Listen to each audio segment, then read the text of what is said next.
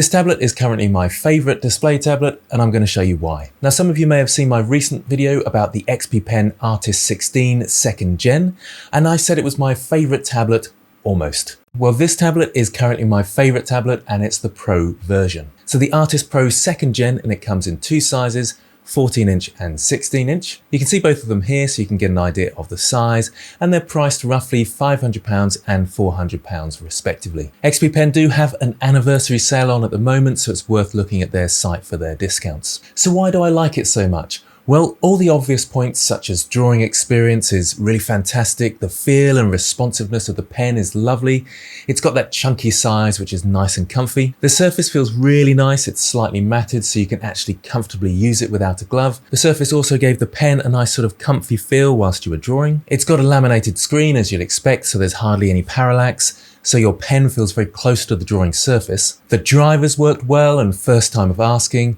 This is one of the main reasons I choose XPPen, because almost all other graphics tablets I've tried have had some kind of problems with the drivers. That is apart from Wacom, who do quite well with that, but they are so much more expensive. You've got your usual programmable buttons on the pen. For those working in Blender, button 1 should always be the Alt button, so you can press that and move around like you would with the middle mouse button. I usually have my second mouse button as right click, but you can change that if you want. On the screen itself, there are no programmable buttons down the side. And I really like the fact that they aren't there. It makes it more portable and its overall size is that bit smaller. Generally, I like to use the keyboard buttons all the time, but for those of you that like the buttons, well, there's a little controller that you can use. Like I say, I'm much happier with this because it means you have the choice of whether or not to use it. Now, the major thing that I really love about these new tablets is the fact that they are powered by USB-C. If you haven't got USB-C, don't worry, you can power it with the sort of array of wires that they have, but now you only have to take your USB-C cable out with you to plug it into your laptop. That really makes it portable, and that's just awesome. The video you can see here is me working in a coffee shop, and that's a massive thing that's been missing for a long time,